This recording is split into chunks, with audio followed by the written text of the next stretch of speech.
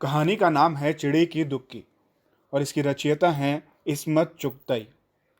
नाम तो उनका अब्दुल हई था, मगर दिलवालियां उन्हें प्यार से हाय कहा करती थी। वो थे भी सर से पांव तक एक हसीन और दिलचस्प हाय। सोने की तरह दमकता रंग, सूरज की किरणों को शर्मा देने वाले खमदार बाल, गहरी सब्ज आंखें, ऐसी कि एक बार कोई जी भर के उनमें झांक ले तो जन्म जन्म घनेरे जंगलों से भटकता फिरे।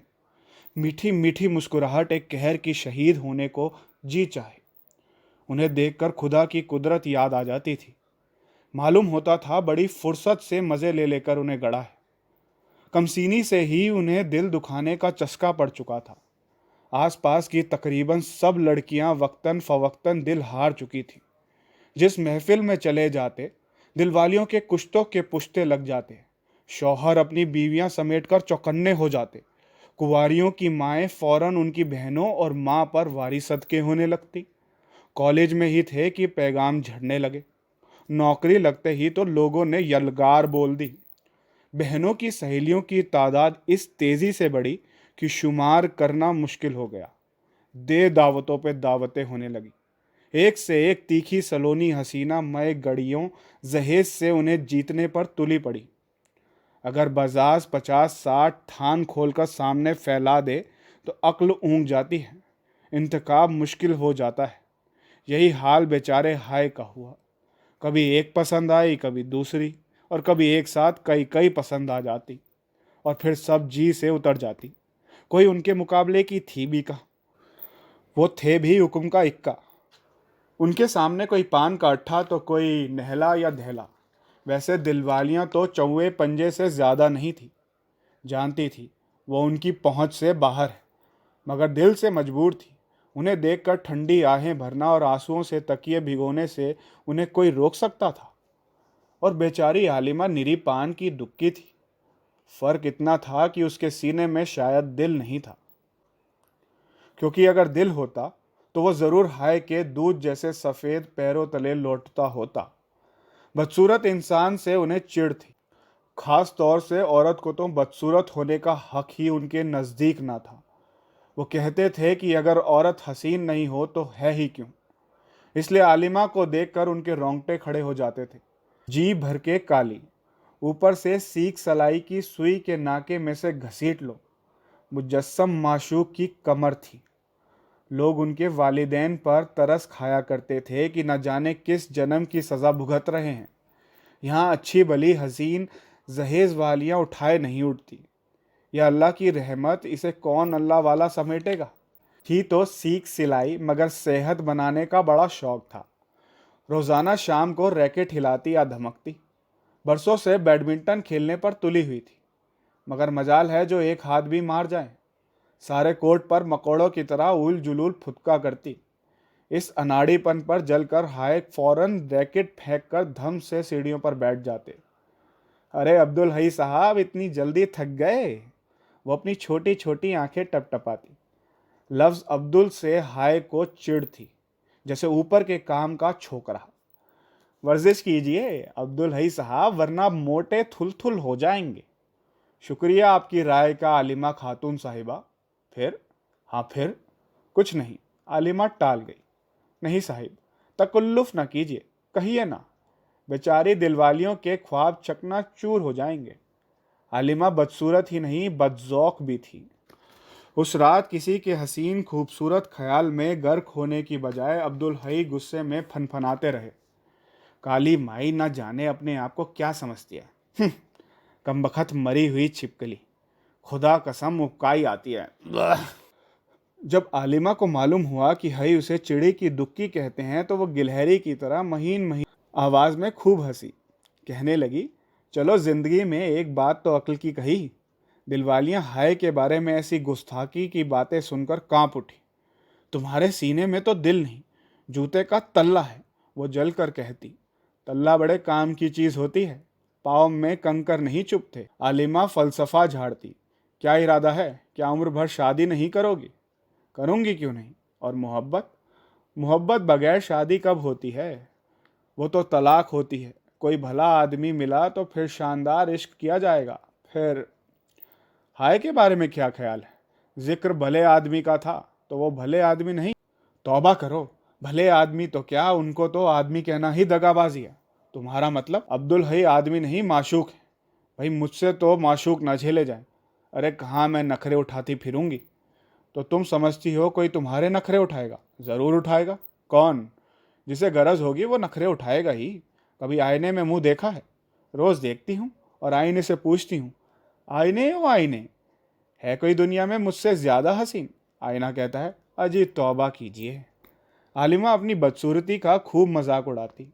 एक नुस्खा था अचूक, 1000 बार आजमाया हुआ, जिसके इस्तेमाल से अब्दुल हई हमेशा कामयाब हुए थे, और वो था इश्क के मैदान में दुश्मन को ललकारना, उसे अपने इश्क में गिरफ्तार करके सिसका सिसका कर उसका हुलिया बिगाड़ देना।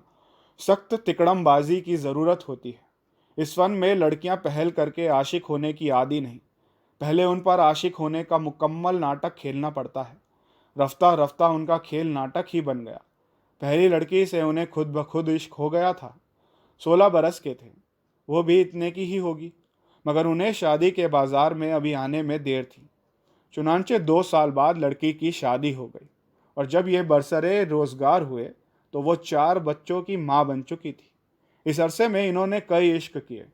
इश्क की मश्क से इनमें बड़ी पुख्तगी आई। ऐसे ऐसे गुर इन्होंने सीखे कि खुद कोरे निकल आए और मुकाबिल चुप हो जाएं। हाथ इतना साफ हो गया कि पलक झपकते जीत हासिल होने लगी।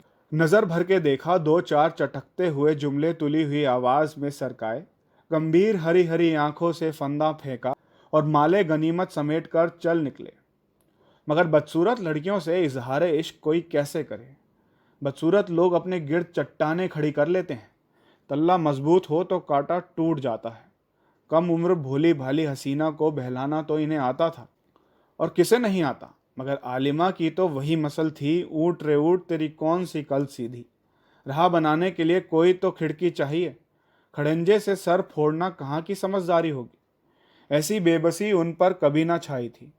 सारी दिलवालियां भी मिलकर उस एक जख्म का मरहम न बन सकी जो आलिमा की इस किलेबंदी से रिसने लगा था। उन्होंने बहुत जाल फेंके, मगर जली कटी भैंसों के सिवा कुछ हाथ ना आया। सोचा भारी हुस्न के जिक्र से कतरा कर रूहानी हुस्न का जिक्र छेड़ा जाए। मगर आलिमा फिजिक्स पे रिसर्च कर रही थी। भूत प्रेत से उन्हें दिलचस्पी ना थी। वैसे वो कुछ ज़्यादा बाशुर और खुशखू भी ना थी, बहुत मगरूर। बेकार की बहस करने वाली, आवाज़ मीठी थी मगर बातें कड़वी कसैली। हई चिढ़ गए, खिसियानी बिल्ली बन गए। अब वो मजाक में कह कहे लगाकर अपनी अम्मी से कहते, भाई इस हसीना महजबीना को हमारा पैगाम भेज दो कि हम इस पर एक नहीं 100 जान से आशिक हो चुके हैं। हे परी रूह रहम फरमा, वल्लाह अम्मी। लड़की जात से ये हरकतें करती तो अम्मा की नाक चोटी कट जाती, लेकिन बेटे की हर दिली अजीज़ी पर वो भी फूली न समाती थी। जब किसी लड़की से पींग बढ़ाते तो वो भी होने वाली बहू पर आशिक हो जाती। उसके वो चाव चौचले करती कि तौबा। फिर जब हई उकता जाते और उनका रवैया बदल जाता तो माँ का इश्क भी रफू चक्कर हो जाता। बहनें भी रुखाई बरतने लगती।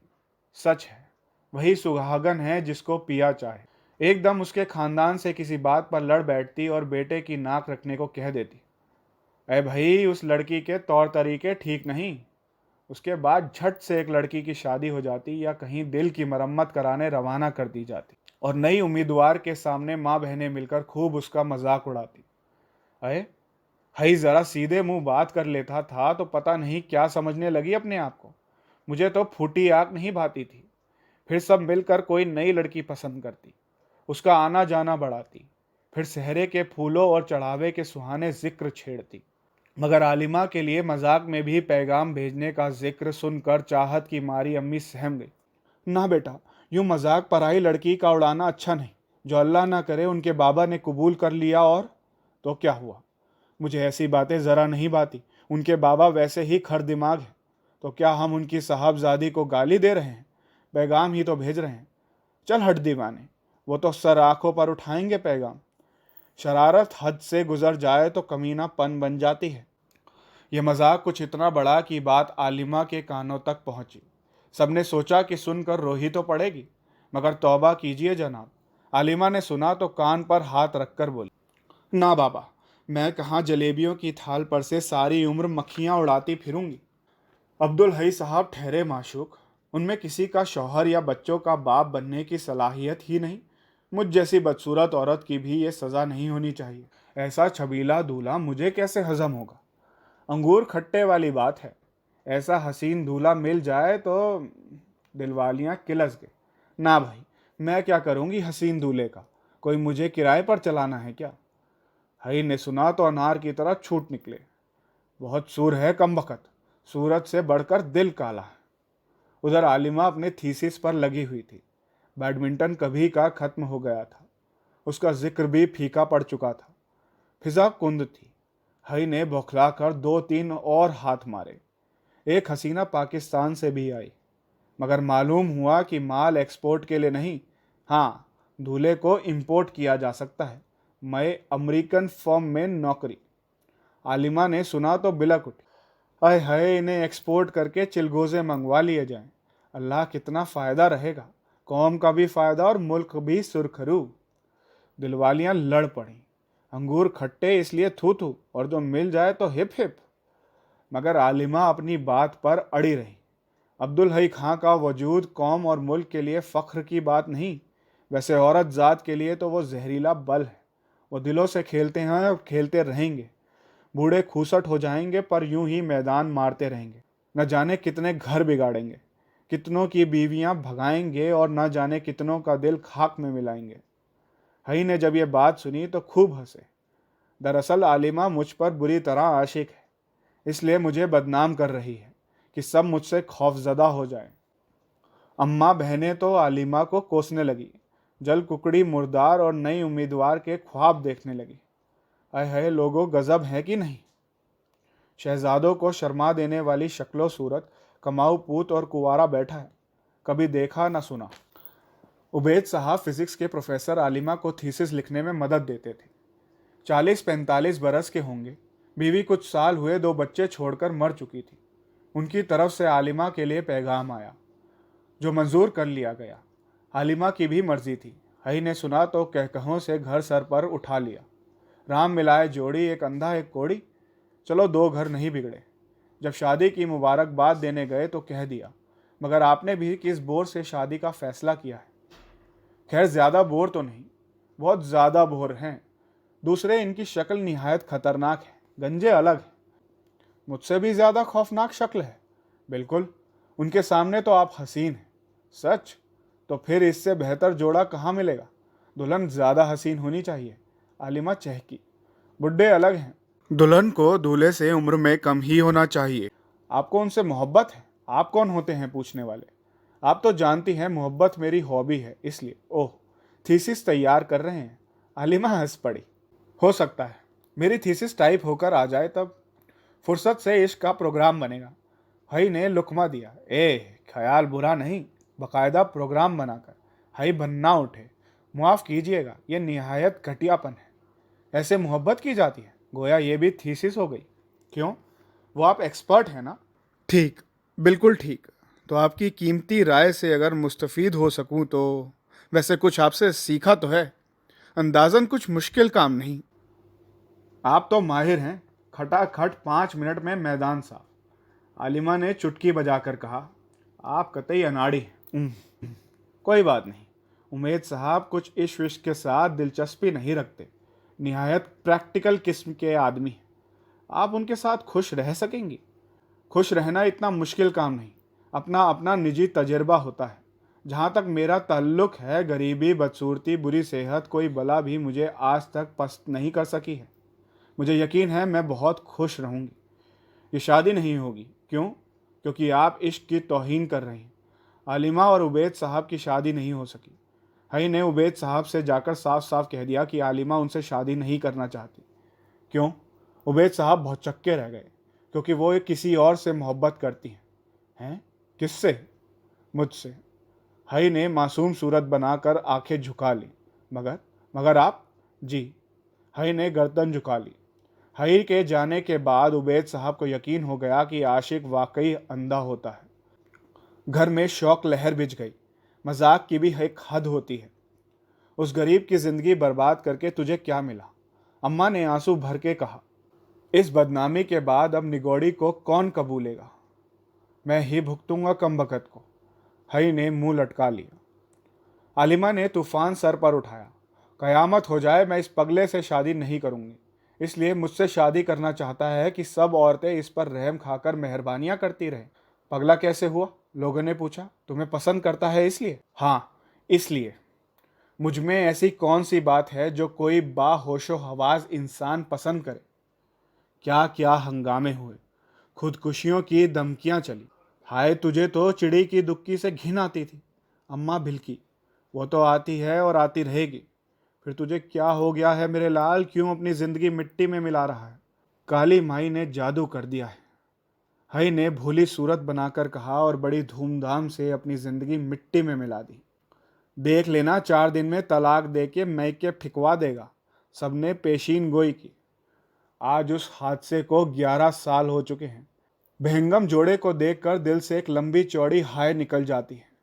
सच है, चिड़ी की दुक्की अगर तुरुप की हो तो हुक्म का इक्का कट जाता है।